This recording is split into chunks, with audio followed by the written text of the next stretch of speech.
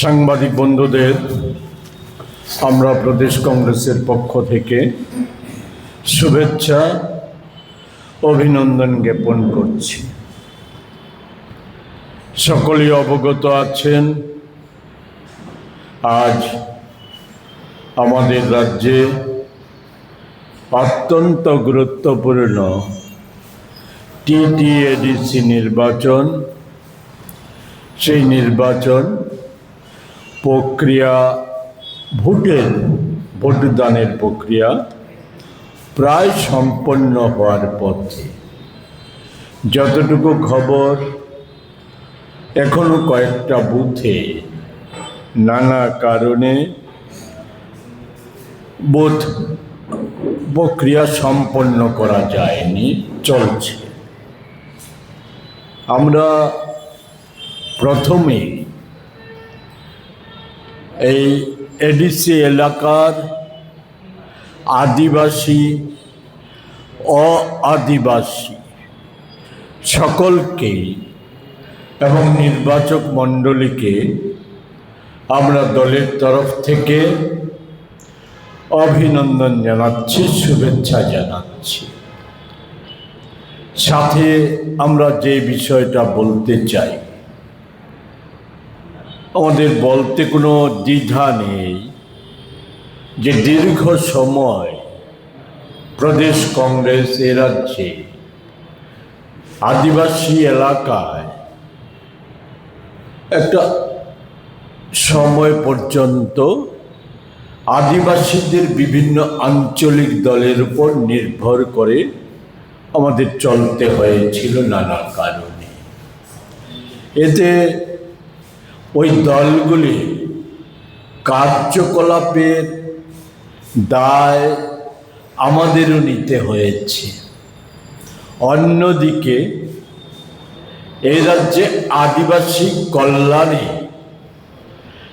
ADC গঠন সহ এ যাবৎকাল ত্রিপুরা ভারত মুক্তির পর আদিবাসী কল্যাণে যা কিছু উন্নয়নমূলক কাজ, অধিকার, এসব কিছুর পেছনে সবচাইতে বেশি গুরুদায়িত্ব এবং কর্তব্য প্রতিপালন করে এসেছে কংগ্রেস নেতৃত্বাধীন কেন্দ্রীয় সরকার।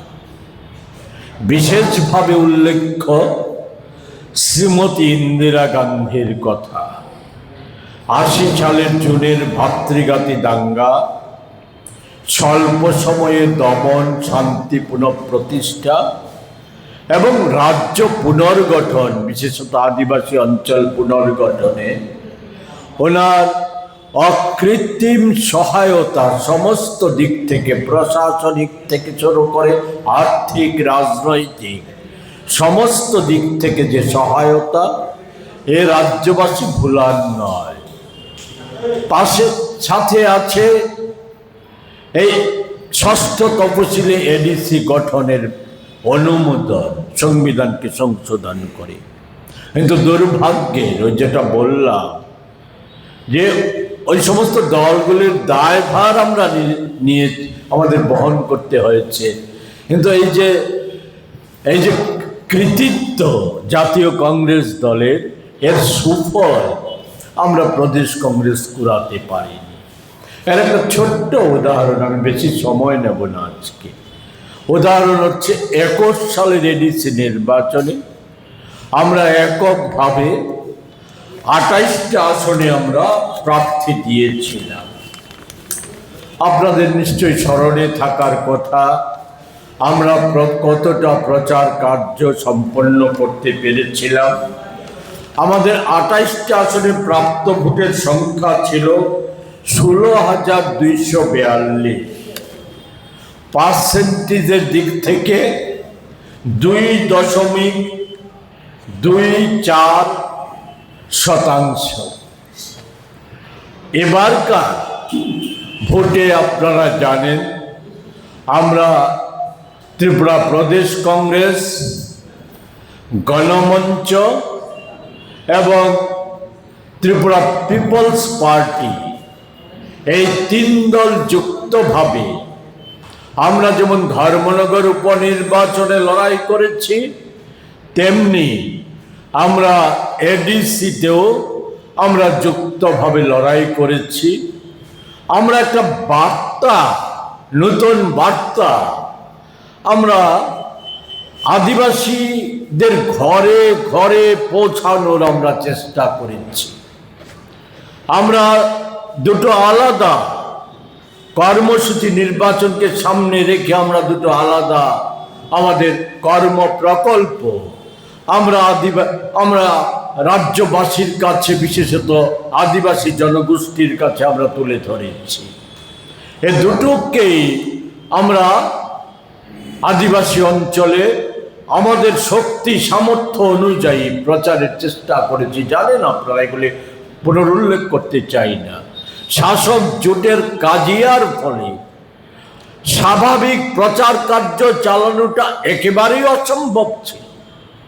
আমাদের একাধিক পথসভা বন্ধ করে দেওয়া হয়েছে, যেটা দুটো দলের তরফ থেকে এসেছে, বিশেষ করে প্রধান শাসক দল বিজেপির তরফ থেকে এসেছে।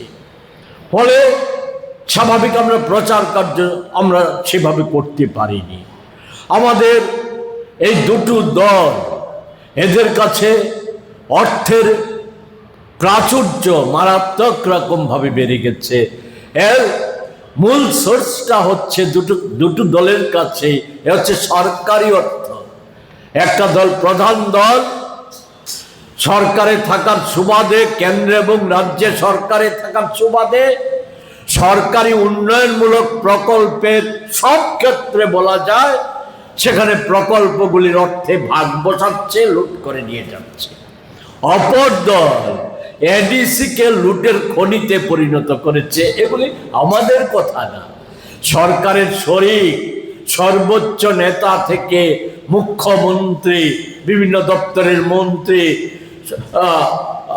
মথা সুপ্রিমো বা এডিসির কর্মকর্তারা, এরা একে অপরের বিরুদ্ধে সেগুলি আমরা অভিযোগ বিভিন্ন প্রশ্নে জানিয়ে এসেছিলাম, কিন্তু এরা এর সত্যতা নানাভাবে নানা প্রমাণাদি দিয়ে তুলে ধরেছে।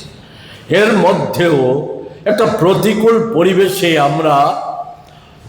আমাদের উদ্যোগ ছিল, গত কাল বিকেল পর্যন্ত আমাদের উদ্যোগ ছিল যে অন্তত 65 থেকে 70% পুলিং বুথে 1200 অধিক, প্রায় 1247 সম্ভবত পুলিং বুথ, সেই জায়গায় 75% পুলিং বুথে আমাদের পুলিং এজেন্ট ঠিক করা, অন্যান্য নানা প্রক্রিয়া সম্পন্ন করা সত্ত্বেও শাসক দলের যে কাজিয়া পাহাড়কে সন্ত্রস্ত করে তুলেছে এই সময়ের মধ্যে, এবং আমাদের পুলিং যারা এজেন্ট হবে, সম্ভাব্য এজেন্ট, তাদের একটা অংশকে বিভিন্ন জায়গায়, বিশেষ করে দামছড়া, জম্পই, করমছড়া, মনুবঙ্কুল, বীরগঞ্জ, নূতন বাজার, মালবাসা, মুহুরিপুর, বুড়াতলি, রামচন্দ্রঘাট, আমবাসা প্রমুখ কেন্দ্রগুলিতে আমাদের পোলিং এজেন্টদের ভয়ে ভীতি প্রদর্শন করেছে। তারা আজকে সকালে ঢোকার চেষ্টা করেছিল, তাদেরকে বের করে দেওয়া হয়েছে, এই সমস্ত কাজ সম্পন্ন করেছে।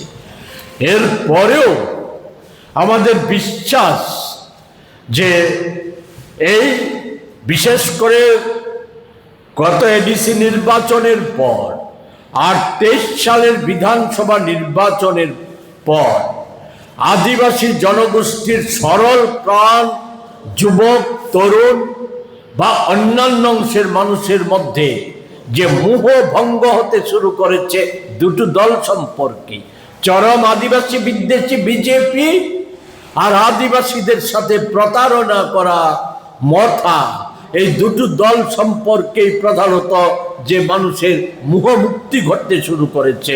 অপর দল যাদের হাতে পর্যাপ্ত সুযোগ ছিল, একটা দীর্ঘ সময় এডিসি সহ রাজ্যে শাসন ক্ষমতায় ছিল, তাদের নানা অপকর্ম, স্বজন পোষণ, দলবাজির ফলে তাদের প্রতিও যে মানুষের মোহভুক্ত এই অংশটা কংগ্রেসমুখী হচ্ছিল।